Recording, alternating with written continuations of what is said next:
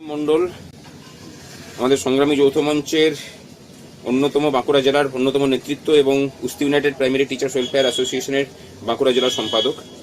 আজ বাঁকুড়া জেলাতে আমাদের সংগ্রামী যৌথ মঞ্চের যারা নেতৃত্ব আছেন তাদেরকে নিয়ে আমাদের একটা মিটিং ছিল এবং সেটা মিটিংটা হচ্ছিল এবিটি এর যে সভাঘর আছে সেই সভাঘরে। সেই মিটিং শেষ হওয়ার পরে আমরা যখন ছট্টালে চা খেতে ঢুকি তখন তার চা খেয়ে ঢুকে বেরিয়ে আসার পর আমরা দুর্গাপুর থেকে এসেছি। আমাদের সর্বভারতীয় যে নেতৃত্ব তারা ইউপি থেকে এসেছিলেন, তারা যখন বলেন যে আমরা খাদির দোকানে যাব, তখন সেই খাদির দোকানে যাওয়ার পথে ওখানে একটা মাজার পরে ওই ছট্টালের পাশেই একটা মাজারটা আছে, সেখানে যখন আমরা দাঁড়িয়ে গল্প করছিলাম তখন সেখানে খোদা বক্সের নেতৃত্বে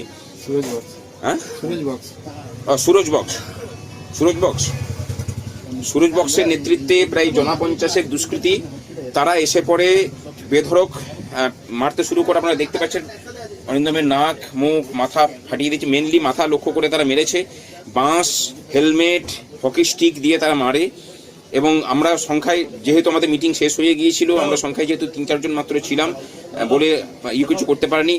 এমন অবস্থা, এখন আমরা বাঁকুড়া হসপিটালে নিয়ে এসেছি। প্রথমে পুলিশের কাছে নিয়ে গেলে সে পাশ দিয়ে পুলিশ গাড়ি পেরিয়ে যাচ্ছিল, তারা কিন্তু কোনো রকম ব্যবস্থা নেয়নি, তারা পাশ কাটিয়ে চলে যান।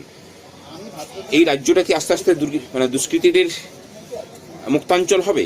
সেই প্রশ্ন রাজ্যবাসীর উদ্দেশ্যে আমরা রাখলাম।